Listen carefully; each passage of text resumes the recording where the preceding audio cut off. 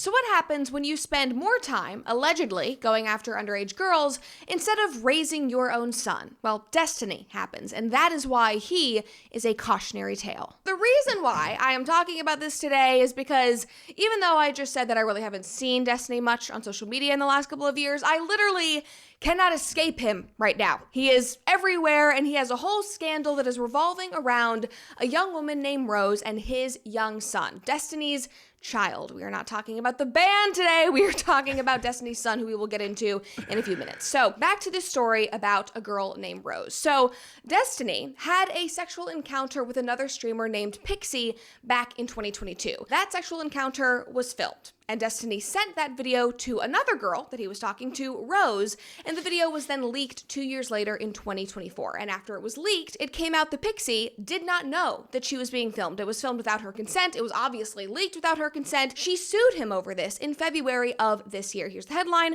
Florida streamer Destiny sued over cybersexual harassment court documents. This was February 19th of this year. Now, since then, no other lawsuits have been filed, but 4 other women have come forward saying that he shared videos or audio recordings of them without their knowledge. Daily Mail even wrote about this. This was in February, so this just happened like a couple of days after the lawsuit came out. YouTuber Destiny36 is accused of revenge porn by 4 women, but claims that he is the victim of the leaks. Of course, classic. But I just wonder if that type of behavior would be less likely if Destiny had, I don't know, let's say a commitment to some sort of, I don't know, like an objective moral standard that provided a framework for how he ought to engage in sexual behavior, as well as the concern for other people. And I find it interesting, those girls, at least one of them, which I think it's Pixie, that is very familiar face, who goes on the whatever podcast and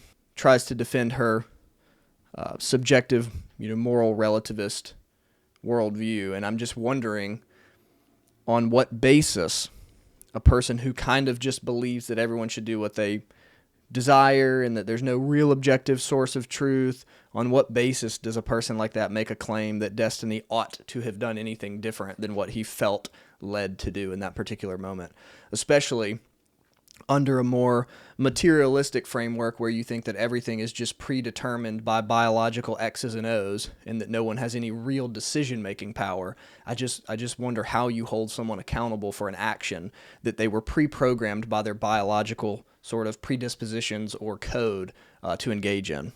This is where the pedophile accusations come into play. This is why we are talking about the story today, because this is everything that has been going on X surrounding Destiny for the last couple of weeks, because there is a huge debate over this woman, Rose's age. Again, the woman that Destiny was sending sex tapes to, that he was sexting, having inappropriate conversations with. Now, Destiny claims that she was 19 years old, that she told him that he was 19 years old, but people found a traffic citation of hers that confirmed her birth date as being October in 2004, making her 17 years old at the time that Destiny was sending her these messages. Destiny is rightfully getting reamed online, especially because this is not the first time that he has been accused of weird, creepy behavior just like this. In fact, Destiny's child, his son, his 14-year-old son, who has become sort of an infamous internet figure in his own right, especially with the Groypers, he seems to be verifying these rumors. So, just real quick, again, I'm not saying that a sort of propositional belief, right? So if I come out and say, or if Destiny comes out and says, you know what,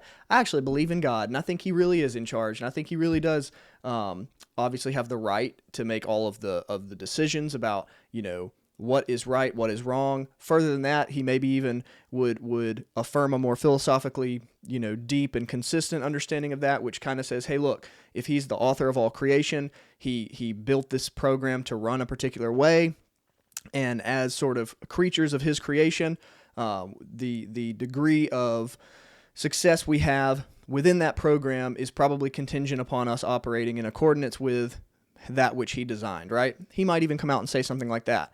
That doesn't change the fact that he might find himself tempted to engage in sexual promiscuity, and that he might be attracted to these young women, and he may still falter. But I just wonder, does a commitment to that which I just described, that objective standard, does it lessen the probability of his engagement in that type of behavior, or does it increase the probability, right? I would argue you'd have to be pretty weird.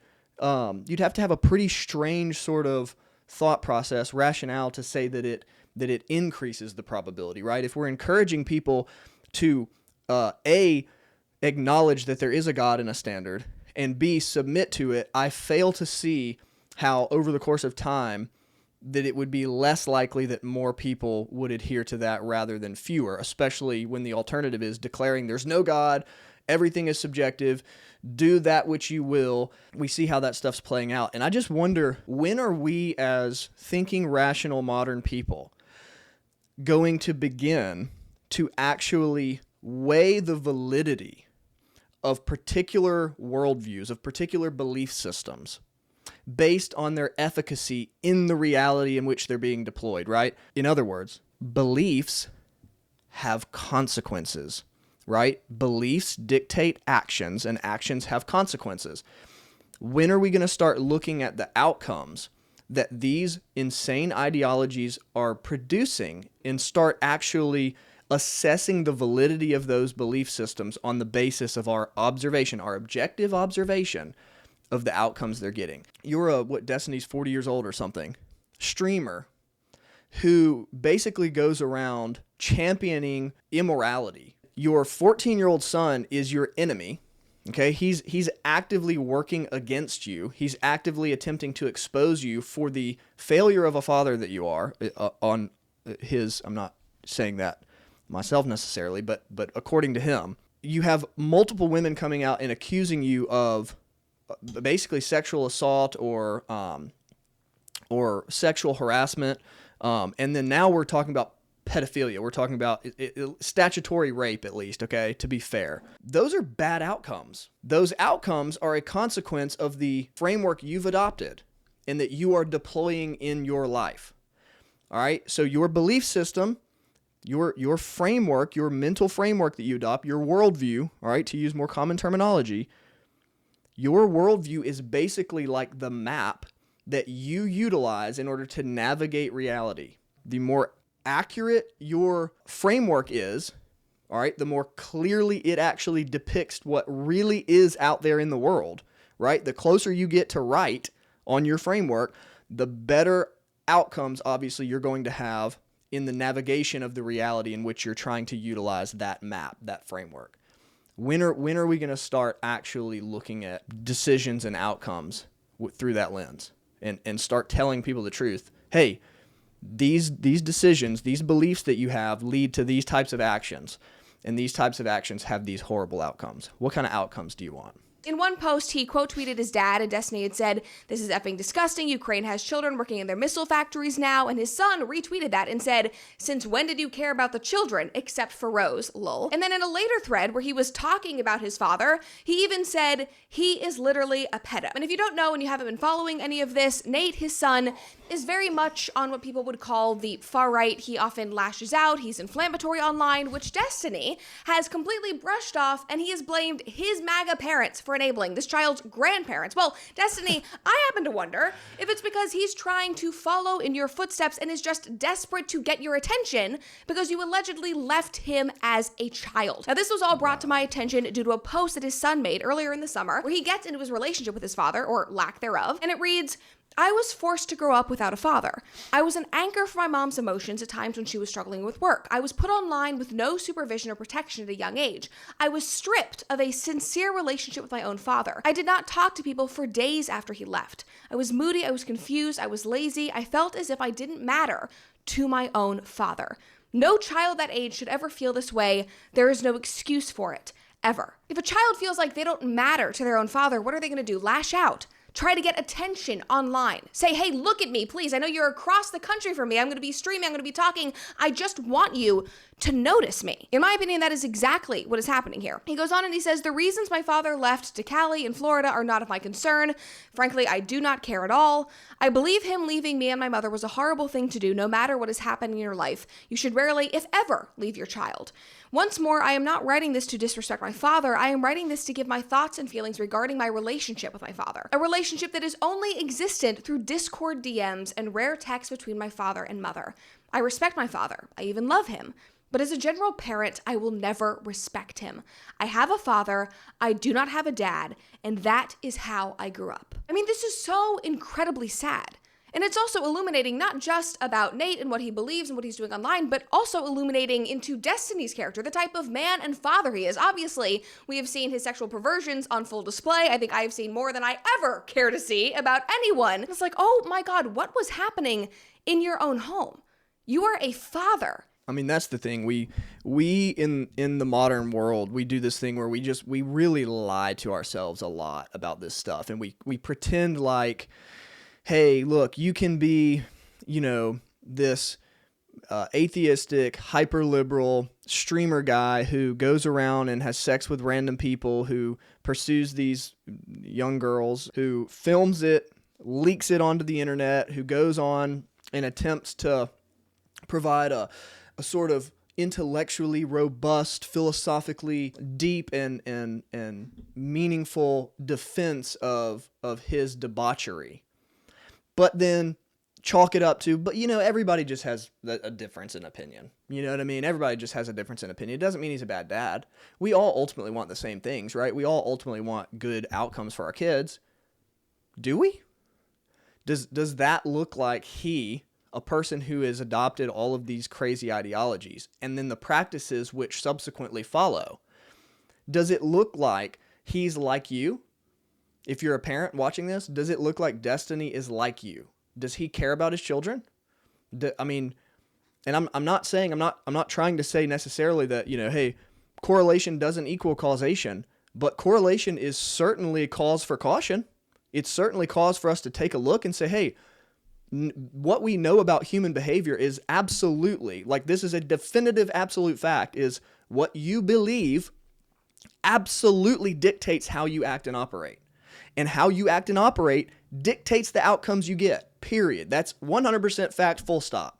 So if this is the case, and these are the ideas he's expressing, and if you're a thinking person, you can see how the ideas he expresses map onto the behaviors he's engaged in, and then you can clearly see how those behaviors are producing absolute discord in his life, right?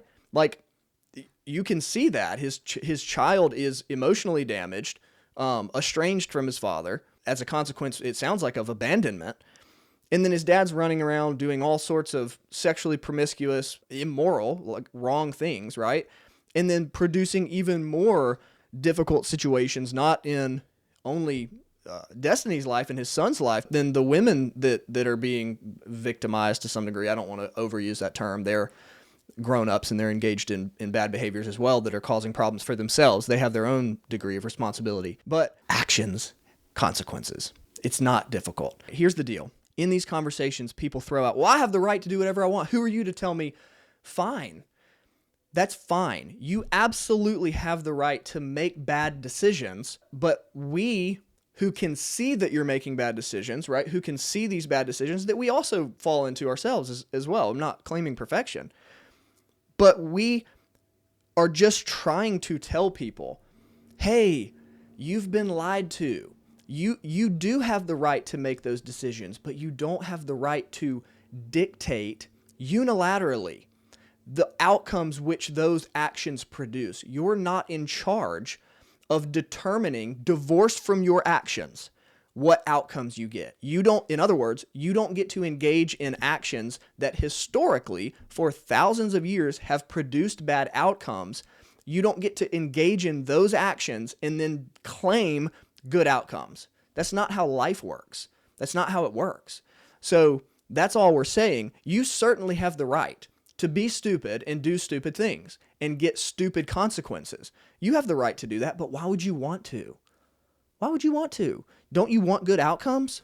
We all know that this is a dysfunctional family. Like, just look at Destiny's previous marriage, but obviously, all of this has taken a toll on this young man. Meanwhile, his dad seems more concerned with sexting women and rage baiting on his own streaming platform than he does with raising his own son. His priorities are completely misaligned. Just look at some of the things that he has said and posted, which really are not helping his case right now. In one post, he was talking about Hassan Piker. They were going back and forth, and a guy replies and said, bro, you literally say in the clip that she's 15 WTF, and Destiny replies and says, have you seen the 15-year-olds they're putting out today, though? Like, they're hot. Like, I'm going to look at them. That is what he is insinuating. There was also this that he literally said on a live stream. Well, if you just because you molest a child doesn't make you a pedophile. That's not. Yes, it does. Yes, it. Did you catch that? Let's watch that again. Well, if you just because you molest a child doesn't I make you don't a disagree pedophile. with That's her. not. Yes, it does. Yes, it. That is the kind of man and father that we are dealing with here. I have no idea. Holy crap. All right. All right, so for people who are perpetually online, who make a living online like Destiny, I'm about to give Destiny the benefit of the doubt, and I think I'm going to issue what might be a steel manning of his position, just in good faith, okay? What Destiny might mean is something like this. All right, follow me here. If Destiny engages in sex with a 15-year-old, I agree it should be illegal. Let me say that from the outset, okay? That's totally should be illegal. But on what basis did we determine that it should be illegal, right? Should it be illegal because that 15-year-old lacks the intellectual capacity, the maturity, right, the mental development that we think that should characterize adult decision-making? Yes, I think that's the reason. Is Destiny attracted to the 15-year-old because of biological markers which communicate to potential mates, I'm speaking biologically here, that she's sexually ready, that she is of sexually reproductive age, to have her, don't want to be crude, but like all the physical markers, are they there? Let me say it this way. Is that which Destiny finds sexually attractive in that 15-year-old the same thing he finds sexually attracted in a 23-year-old, 27-year-old, right? Is it the post-pubescent, sexually developed body and physical, biological markers, which we can all see, right, that he finds attractive? Or was that 15-year-old a prepubescent 15-year-old? From his comment, he said, but have you seen the 15-year-olds they're putting out? What that communicates, if you read between the lines, is he's basically acknowledging the fact that 15-year-olds don't look 15. That's sort of the point of what he's saying. Again, I'm not defending his actions, but I think that it would be a little bit helpful sometimes, probably, to have a little bit more of a nuanced understanding of, hey, 21-year-old guy sleeps with 17-year-old girl. Should he go to jail? No. Like, he probably shouldn't freaking go to jail, right? Like, that's probably that 21-year-old guy's not a pedophile. And I think that might be sort of what Destiny said. He literally said, if you molest children, that doesn't make you a pedophile, which was a horrific way to say it. If what I'm describing as a defense is what he would subscribe to, I don't know, right?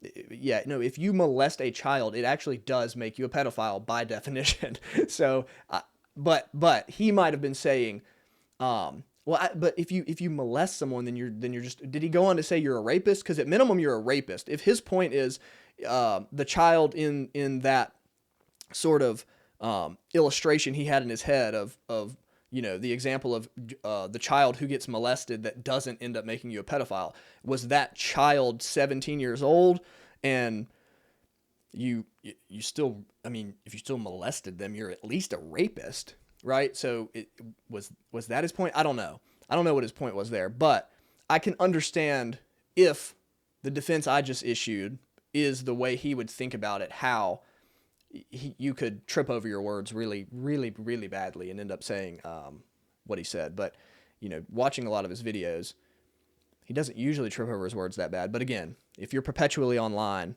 you're eventually going to say something in, a sort of emotionalized, maybe not clear way.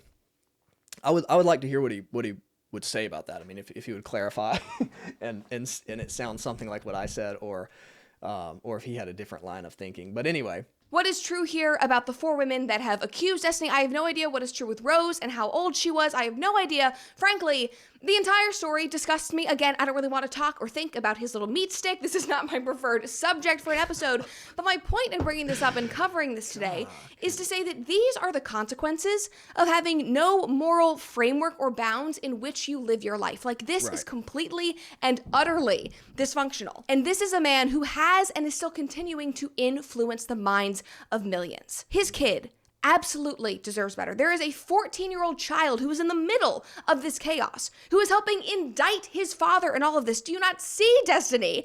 To her point, where she just said this guy's Destiny is still influencing millions of people.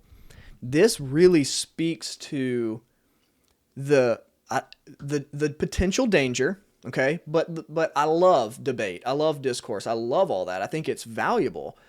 But this is a perfect demonstration. Destiny is very, very sharp. He's very articulate. He can issue a defense. I don't necessarily know that I could get up there and debate Destiny, even on something that I'm absolutely certain I'm right about and have a better, clearer understanding of. I don't know that I could get up and debate him in real time and come away, victorious with respect to who was rhetorically more compelling. So just because someone can win a debate, it does not in any way mean certainly that they are right about something or that they have the better, more accurate, more truthful, more honest, more, legitimate case.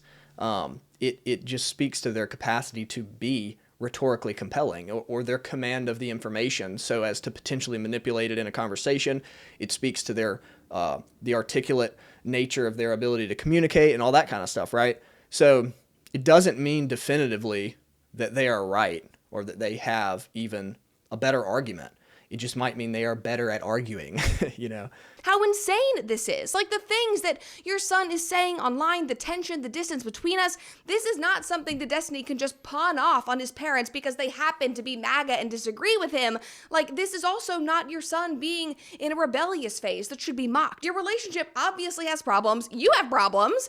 You need to log off and work on these. You are a father. You have a responsibility that allegedly, from the outside looking in, you have completely ignored. So please, for the love of God, for the love of everybody online, please stop being a creep. Stop DMing girls online about butt plugs because that's what's happening. Stop making sex tapes and releasing them. Take some accountability for your actions and go be a father before it's too late. I mean, absolutely. Amen. But to take accountability in the way Brett is admonishing Destiny to do, a person first has to value responsibility. So again, your ideas, right? The worldview you adopt, your set of, your framework dictates how you operate. It informs to a deep degree the decisions that you make. Almost, I mean, honestly, if you think about it, like if you get into this philosophically, the question about free will and, determination and all that kind of stuff, the things you believe are almost strictly determinative of how you operate. It really is. It's hard to get around. I mean, I think that we have some degree of free will. I think some people go too far with it probably. I think we do make decisions, certainly. What that means exactly, like I don't think we definitely don't have the same kind of free will that God has, completely divorced from any sort of influence or, determinations, right? But we are very limited in our capacity to make decisions, in that our capacity to make decisions hinges upon our particular understanding of the given frameworks in which we're operating. And so we are constrained by that which we believe and know. And so I think that when we're making assessments, when we take a 30,000 foot view of our lives, we do have a degree more of autonomy in order to sort of from a distance go, okay, I don't really like that. I don't like how that's going. Let me think about, before I find myself in a situation again where I'm going to potentially make this decision, what beliefs are informing that decision. Let me think through this and figure it out so that I can maybe adopt new beliefs about this particular concept or idea so as to be able to navigate that situation more effectively in the future. I think we can do those things, and there is will involved. There is some freedom, but our decisions are largely constrained by that which we believe. And so I think that's why it's so unbelievably important to teach your children how to navigate reality effectively. Give them a good roadmap with which to navigate their lives. because their worldview is going to dictate their decisions.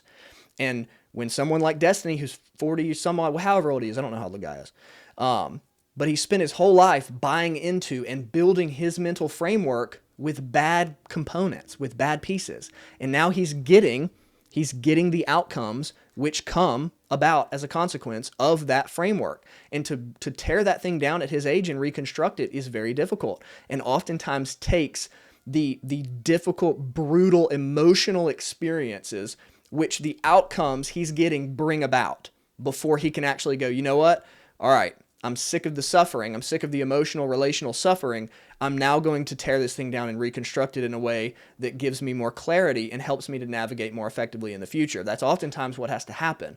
But if we're good parents and if we're good friends to our the people around us in the younger years, we can help each other, and especially our children, construct a clear, accurate framework with which they can navigate reality effectively.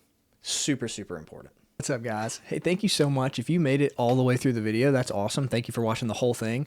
I really appreciate that. If you liked it, if you would just like this video and subscribe to my channel for more of this kind of content. I'm doing the best I can to learn how to edit better, and I'm obviously new at this, and so I'm trying to hopefully make the videos higher and higher quality, the picture quality and the sound quality and all that stuff. So I really, really appreciate it. Thank you so much. See you next time.